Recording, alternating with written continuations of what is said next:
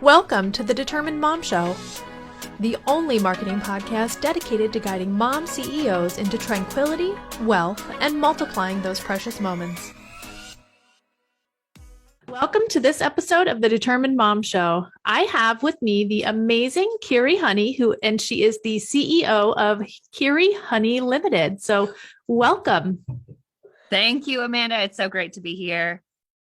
Yeah, I'm really excited to talk about this topic. And it's something that we actually haven't really ever talked about on the show before, which is it's hard to find a topic like that. I appreciate the opportunity. Yeah, definitely. So today we're going to talk about how to reconnect your relationship after having kids. And you can go ahead and tell the audience about you and, about how you got into helping couples. Okay. It was exactly 3 years to the day of this recording, which is March 25th, that my life changed forever. I was at home with my son, who was 5 months old at the time. My daughter was at a local play group with some friends. My husband came home unexpected. It was like 10 o'clock in the morning. I was excited at first, like, why is he here? Yay. And then it dropped to fear because he had this look on his face and I knew something was wrong. He came up to me. I was folding washing on the couch. He came up to me, dropped to his knees and said, I did something. And my heart dropped. I was like, what did you do? Yeah. What happened? Yeah. He said, I was with someone. And I was in shock. He was crying. I was again, just, I don't even know how to respond to that. This was completely out of the blue, 100% unexpected. Something I never expected this from him. Right. So I just started crying and I didn't understand. And to give a little more context, 3 days before this, I had been diagnosed with postnatal depression, quite severe. And although I can't, my husband would not have told me this at this time if he hadn't been blackmailed into it. Wow. So that's a whole other interesting part of the story. Yeah. So basically what happened from there, I decided to take the kids away. To be honest, I don't even know why. I feel like it was I was expected to do that. This is the normal response. When somebody tells you this, you leave. And so I went and stayed with a friend for a night. And because, life was not easy with 2 little kids and depression and this news, it was 2 a.m. I was at a friend's house. Everyone was screaming, no, it was not a fun time for anybody. I called my husband and I said, you need to get over here. You need to help me fix this. And that morning, I basically decided that I had a choice. I could either let this moment, this realization, this whatever happened, it could either define me and it could destroy my relationship. And I could let this be the end, or I could choose to work through it. And it was in that 24 hours after this all came out that we decided we were going to make it work. And we worked really hard at it and we did. And we have the best marriage now, much better even than it was before the kids. So that's awesome. That is what I now do with other moms. I don't necessarily have to have gone through the same drama as me. I do work with moms who have dealt with infidelity and who do want to make it work, but also just how important it is to reconnect, because the dynamics change so much when kids come into the picture. Yes. And we forget how important it is our relation, we just don't prioritize it. Mm-hmm. And it's so easy to take each other for granted and to forget that actually, if it weren't for those two people, there wouldn't be any kids at all. Right. And it's like you also kind of forget about who that person like was beforehand. My husband and I were just talking about that last night. He brought up, I don't know, one of us brought up something and I was like, "Oh yeah." And he's like, "Oh yeah, it'll be like before we had kids." Oh, I think it was our daughter, our third daughter going to kindergarten in the fall. I was like, we can actually have like date days, like during the day when all three of our kids are in school. And he was like, "Oh yeah, it'll be like when before we, had kids." And I'm like, "Yay." Yeah, So, I know. yeah. Like I remember you back then. Yeah. And we were like, we prioritized each other. We had fun. We enjoyed doing things. And then the kids come in where we're like, oh, Yes, exactly. And it's like, who are you again? You're like the yeah, dad, right? Like it's like you only know them as like the dad now, So it's yeah, hard. yeah, Yeah. exactly. Yeah. So what can we do to overcome those changes in relationships and, kind of make that reconnection again? The main thing that I found was very much looking within. Like you have no control over anyone else, kids, husbands, nobody except yourself. And like I said, I made the choice that I was going to make this work. I mean, my husband also wanted to make this work, so that helps. But it's so easy to blame as well. Like it's especially when there's an infidelity, because how dare you do this to me? That, like, all of that. But what I did was I looked within and the role that I played in this. And I do talk about the 10 mistakes that I made that led to the unraveling of my marriage. And it's in that really looking within that you can make the changes and be able to move forward. Would you like me to share what those 10 things are? Yes, please. Definitely. Okay. So number one is the expectation that my husband should be there for me no matter what. And to expand on that a little bit, at the time, I was only sharing the negatives. I was never saying anything like, these great things I did today with the kids or any of that. I would only say, oh, I'm so tired. Oh, these kids are hard. All of that, which doesn't really put out a very nice energy to come home to. I would also, so the number two is I would say things like, what do you know?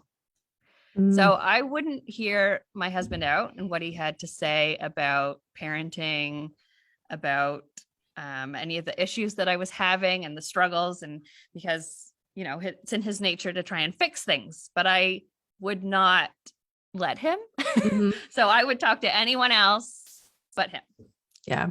There's also that common saying, happy wife, happy life, which I believe has caused a lot of my like inner expectations, I guess, of what a relationship look like. And the reality is that it is not his job to make me happy. Yeah. And he is his own person and I am my own person, and we have to navigate our way around that. Yeah. I think that's one of the things that becomes really difficult when you get married is that your lives are so intertwined that, you lose a little bit of the, your identity. And then you realize like after a while, like, oh, I am still the same person, and then you kind of, I feel like you come out of it at some point if you realize it, right?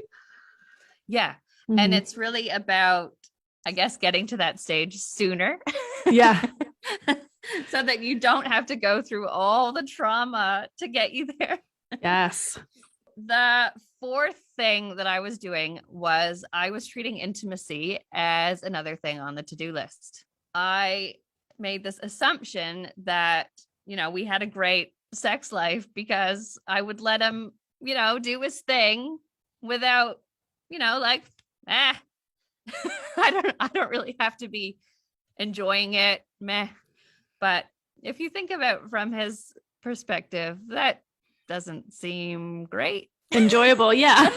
Yeah. It's like, I'm not really keen on that. Yeah, exactly. And then the fifth thing is an expectation. Like, we've been together for 12 years. He should know. Mm-hmm. I was shooting all over the situation. That's hilarious. Yeah. So like, yeah, all these things that I expected that he should be doing without actually communicating any of it. Number 6, he should know how to apologize. I always felt like he would never take responsibility for his actions. Basically, he would apologize for making me upset or for the way that I reacted to what he was saying, but never to the actual thing. And so again, that was like this expectation, and it would just blow things out rather than actually communicating these things with him. Number 7, he should know what I need to feel loved. So for us, and I don't know about you, Amanda, if you know your love language, but when we figured that out, it was like a massive game changer for us. And if you're listening and you have no idea what that is, you can do like there's a free quiz online where you can just Google like your 5 love languages and figure out which one you are. I do know mine. Mine is definitely quality time. And my husband's is acts of service. Mine is acts of service. And so when I realized that if he just like helped fold the washing, I was like, oh yes. Yes, you've made my entire week with like like folding 3 t-shirts. It's amazing. Yeah. It's so true though. It's so weird that it like something that insignificant can make that big of an impact, but you're right. Yeah. Yeah. And when like awareness is like a massive deal here. So once you know that and you can communicate and you figure out like what the things are that actually make you feel loved and you can communicate that with your partner, it's a real game changer. Number 8 was why doesn't he?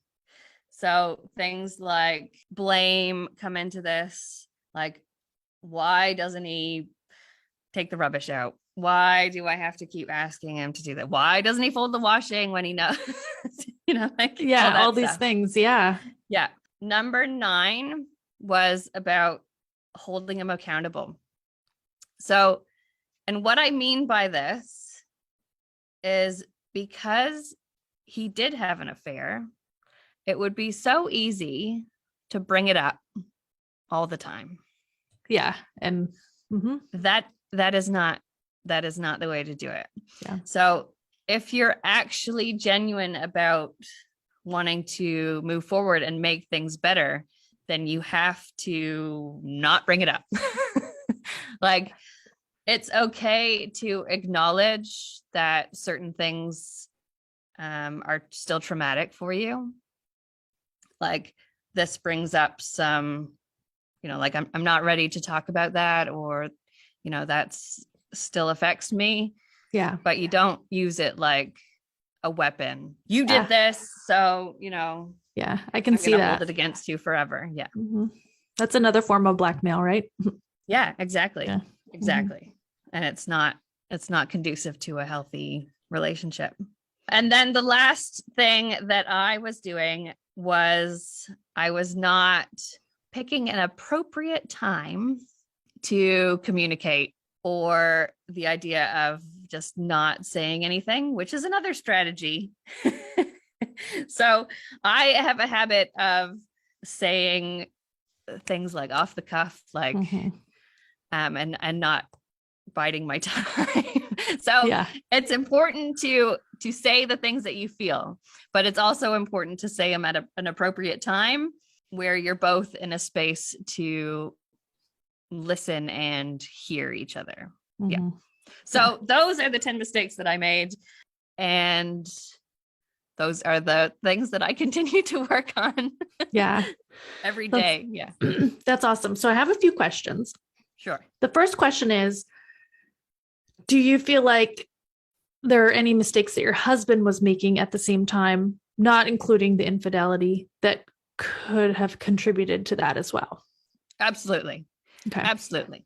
We are both responsible for the events that took place, and we both have to be accountable to that. But the thing that I focus on is like, because I work specifically with moms, is because it is so empowering when you take responsibility for these things, when you stop blaming others, when you stop expecting others to react or do things in a certain way, because you have no control.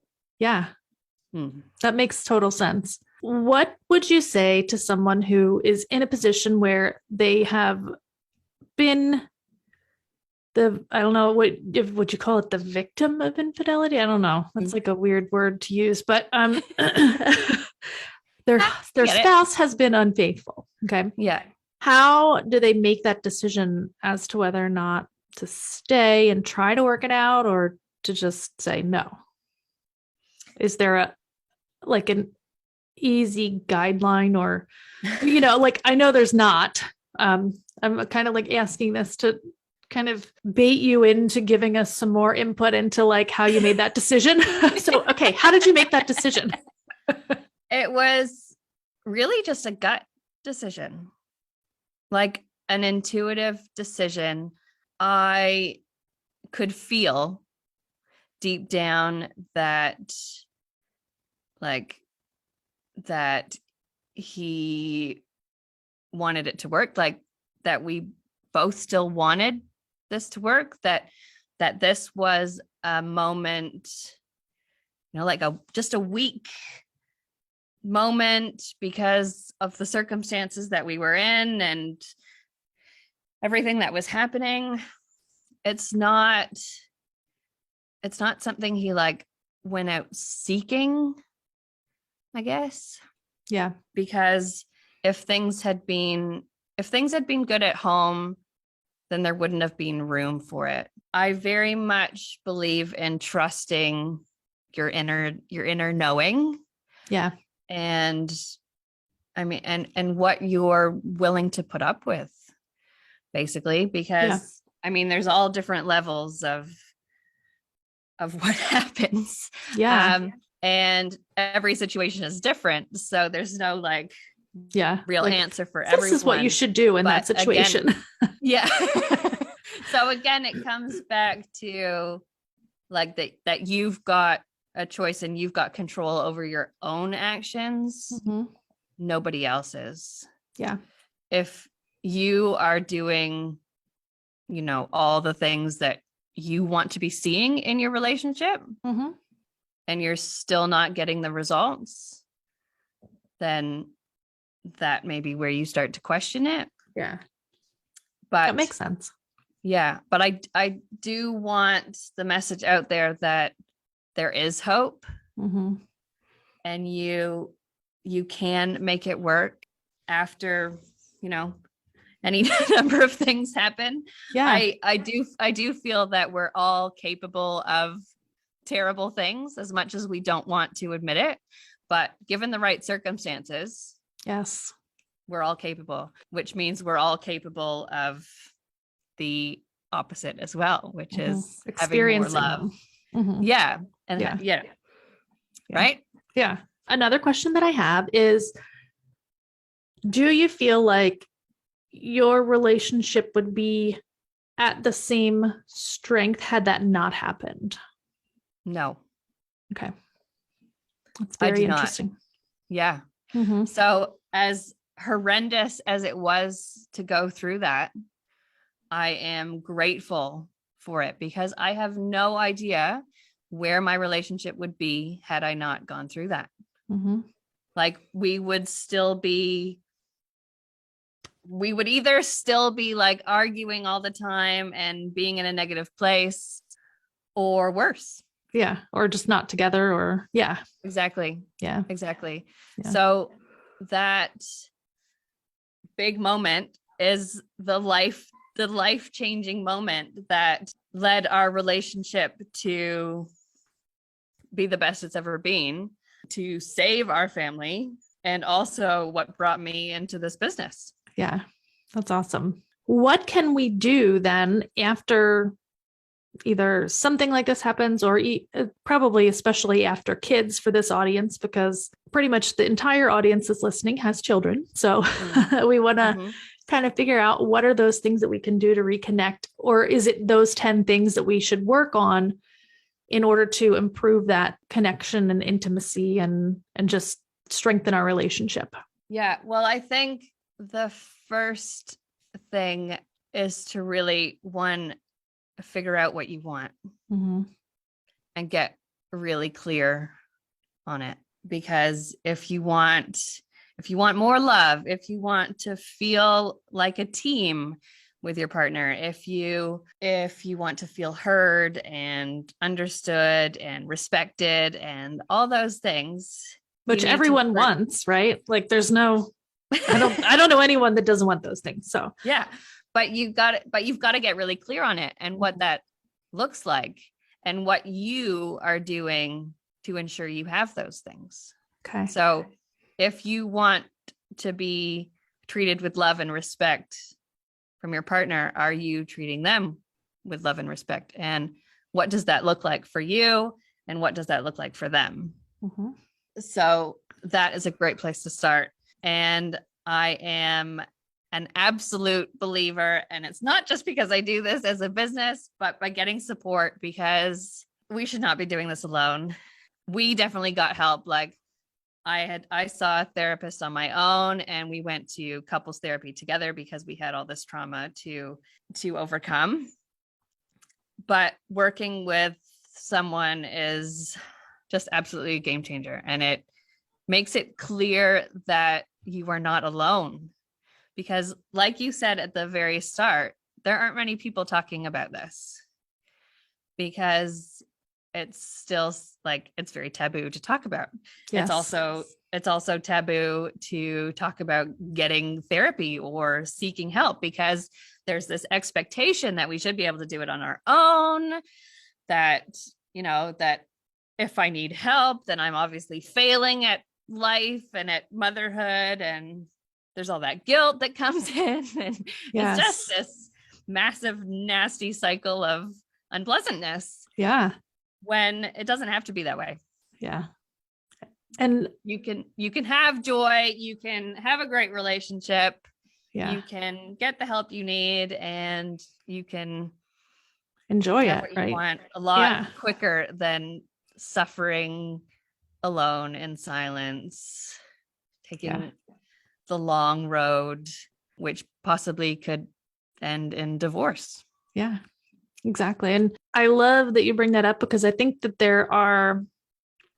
there's some, at least I know I've had thoughts about it before, like, okay, if you're not going to be faithful, then you should just get a divorce, like beforehand. Right.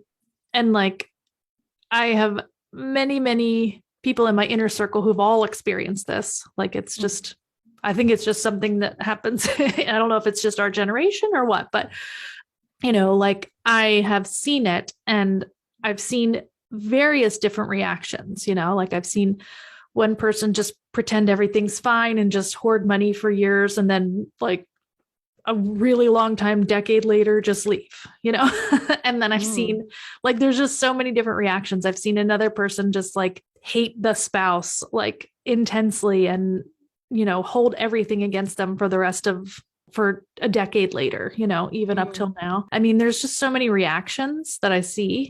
And of course, this is probably one of the best reactions that can happen and the best outcomes for the couple, because you work together, you make yourself stronger. So I find it very interesting that there's this huge spectrum. And I feel like you're on one side of the spectrum, and all those people that I just, mentioned, like those experiences are on the far end of the other spectrum. And that's like the worst case scenario, but we all would probably want it to be the best case scenario. What you're offering and what you're doing for women and for mothers is really powerful. So thank you. Yeah. Yeah. And I've talked to, like, it's when you share what's happened to you, that's when other people come out and say, oh yeah, it's happened to me. And oh yeah, it's happened to me.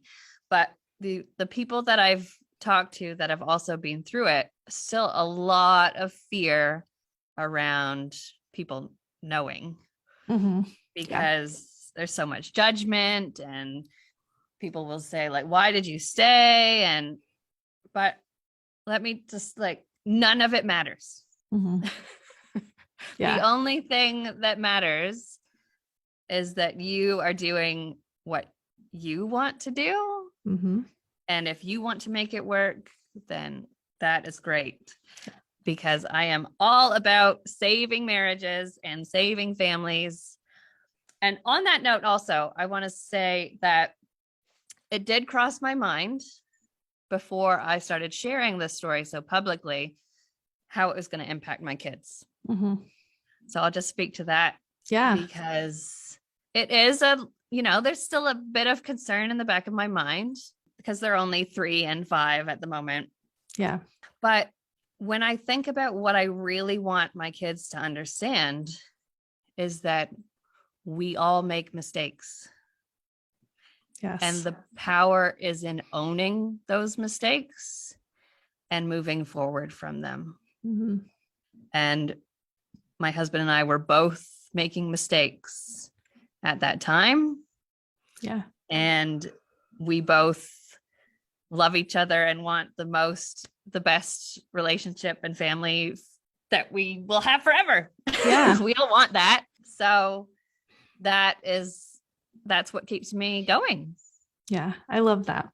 I absolutely love that. I think that's very admirable. And I really am impressed with you sharing your story, because again, this is the first time we've ever talked about this. And I've had close to 100 guests, if not over 100 guests so far. And it's not talked about at all. So thank you.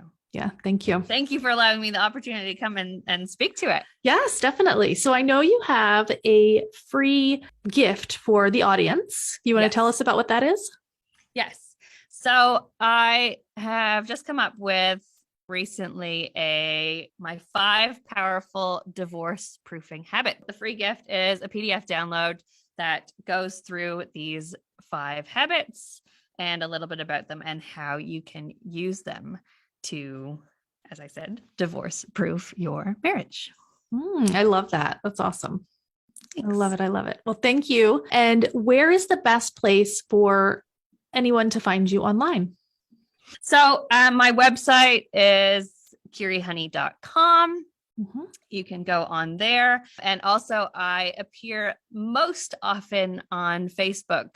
I have a Facebook community called Kiri's Community for Moms Wanting Clarity and Connection. So that is where I am present the most, and I do live trainings in there every week. So yeah, you can find me on Facebook. Awesome. Well, thank you so much for being here and being our guest and sharing this with us.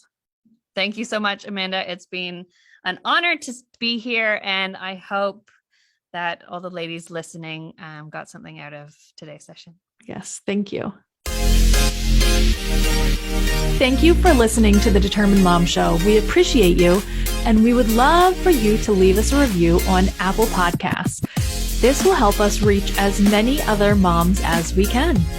Don't forget to download your 10 things you should be doing to get more clients from Google Search Guide at rebrand.ly/Google10.